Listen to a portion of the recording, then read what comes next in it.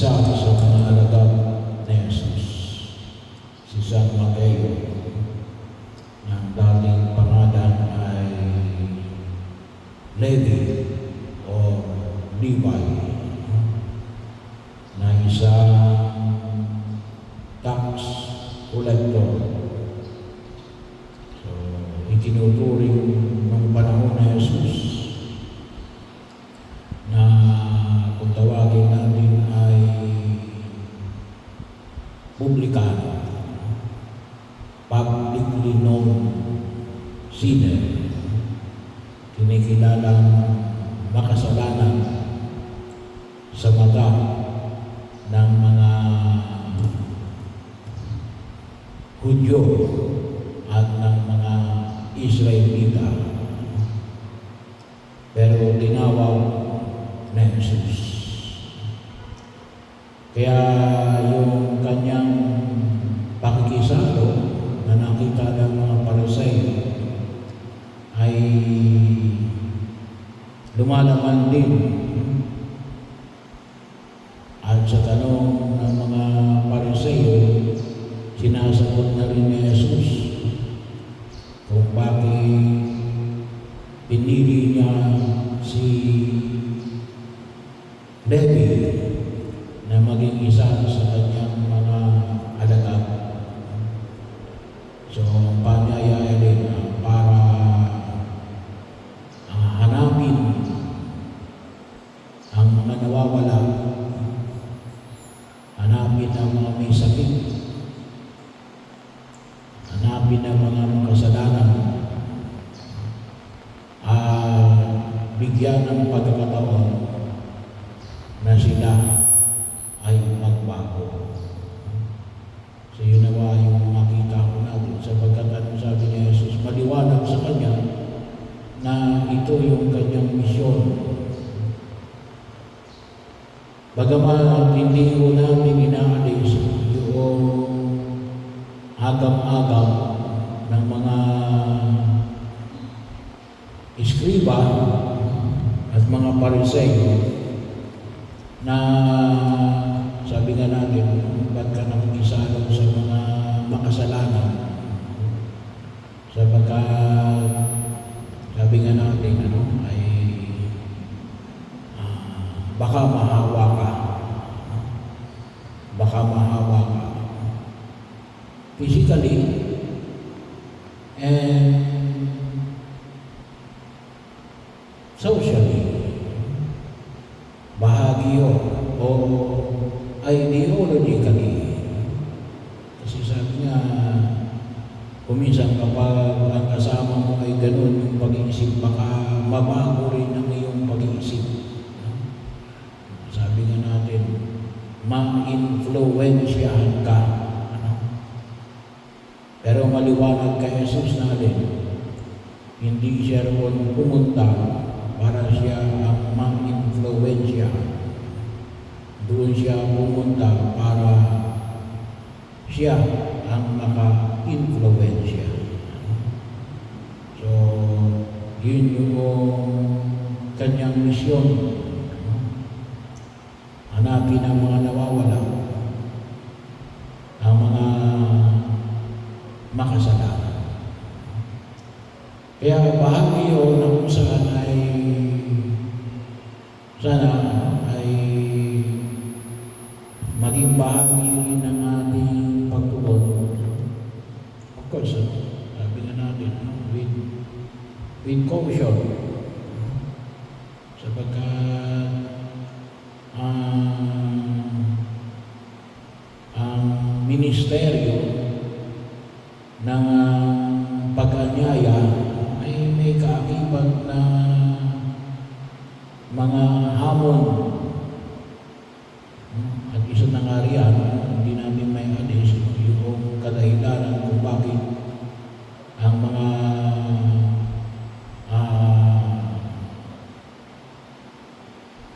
iskriba na ito ay ganun yung kanilang pagkaunawa.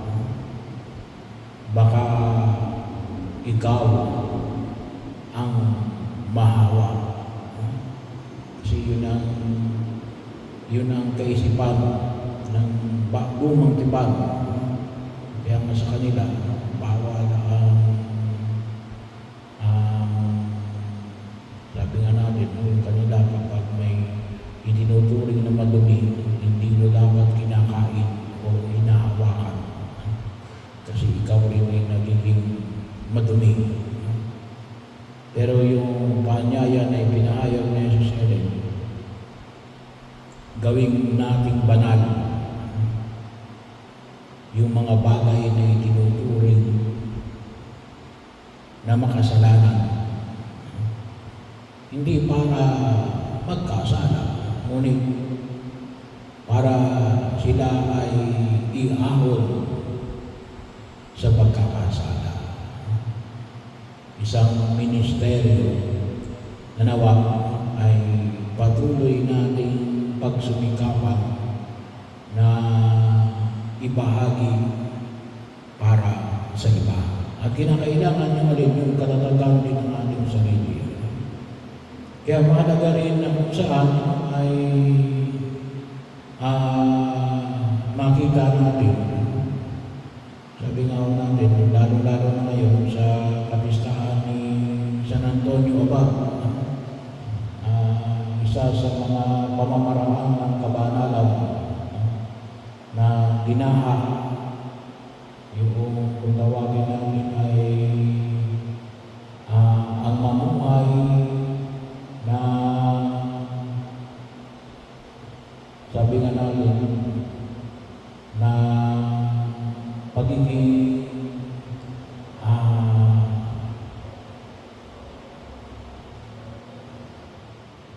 monge, monastic life, isang pamamaraan ng kabanalan. So, si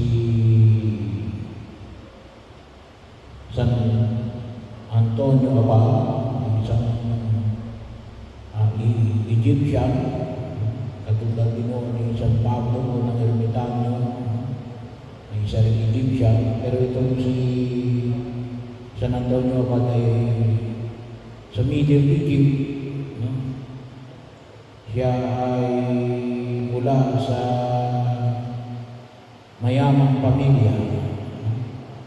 Nung narinig niya yung ebanghelyo na nagpapahayag na kung nais mong maging ganap, ay ibenta mo ang iyong ari-arian at pamigay sa mga lupa. So siya ay mula sa isang mayamang pamilya, ginawa niya yun. Yung kanyang kapatid na babae ay kanyang inihabilin sa isang grupo ng mga berhen. Siguro later on yung mga tinatawag natin mga religious, mga madre. So siya naman ay namuhay na pagiging monge nung una doon sa mga malalayong villages. Kailan later on siya ay pumunta na mismo sa disyerto at siya na rin yung nangalaga sa iba pang mga itinuturing ng mga monge ng kapanahunan na yun. So siya rin ang itinuturing na ama ng buhay pagiging monge. So, kasi siya yung bagamat si San Pablo ng Ermitanyo, unang kinikilalang Ermitanyo, ngunit sa pamagitan ni San Antonio Abad, sinimulan niya yung kahit pa paano yung buhay komunidad. Yun nga naman, iwahiwalay yung mga monge na ito. Kailang unti-unti niya pinagsama-sama kasi nakita nila na mahirap mamuhay na mag-isa. Hindi naman lahat ay pwedeng katulad ni San Pablo na dinadalhan na uwak ng tinapay. So, kaya Kaya nabuhay si San Antonio, si San Pablo ng Ermitano kasi may nagdadala ng tinapay sa kanya, bahagi. At yung mga nakukuha niya dates, kasi maraming dates doon sa mga lugar na kanyang kinabibilangan, kanyang malapit sa kanyang kuweba. Napag-alaman ko rin nga pala na yung dates pala ay isang uri ng pantry. Kamag-anak pala yan ng yun. So, bahagi yun. Parang medyo malayo, pero kamag-anak pala yan ng yun. Tinuturing pala yung pantry. But anyway, bahagi yun na kung saan ay makita ko namin. At ang buhay, komunidad sa gitna ng pamumuhay ng nag-iisa. Ngayon kasi may mga monasteryo na. So, isang building, maraming monge, pero separate. At sabi nga natin, namumuhay ng tahimik, complete silence. Maliban na lamang sa mga group prayers and simula ng mga instruction. Pero yun ang sinimulan na nakita natin kay Santo Antonio Abad. Sabi nga natin, kaya tawag ay Abad kasi siya yung leader ng mga monge ng kapanahunan niya. So bahagi rin yun ang kanyang pamumuhay, yung sabi nga natin, panalangin, pag-aayuno, at katahimikan na nilaan nila para magkaroon ng panahon na makipag-usap sa Diyos. So may mga bahagi rin yun na ipinamanig yung tinatawag natin disiplina ng pamumuhay bilang isang monge. So kinakailangan din yung disiplina. May mga ilang disiplina na later on, sabi nga natin na develop sa marami ngayong mga komunidad na nag-aandong pa rin ang kanilang sarili. Sabi nga natin, bagamat magkakasama, pero ninanais na alin sa panahon ng katahimikan at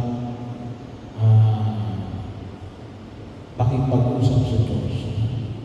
Kaya nabanggit ko na rin dito yung mga kapatid natin dito sa atin, wala tayong monge, mga mongha, yung poor player ng Kabuyaw, yung Carmelites ng San Pablo, yan pong ating mga mongha. Dito sa Laguna, yung famous, of course, yung Pink Sister ng Tagaytay. Sabi ko nga, ngayong panahon na ito, kakaunti yung lalaki all over the Philippines, so far, dalawa na lang. Yung isa, yung Kramis monk ng Guimaras, at yung Carthusian monk ng Balay-Balay. Nawala na yung doon sa Pangasinan. Pero bahagi yun, na inilangan nila yung kanilang sarili sa panalangin, sa pakikiisa sa Diyos, sa paghahandog ng sarili para alin ay maging daan din ng kabanalan nila at yung patuloy na panalangin para sa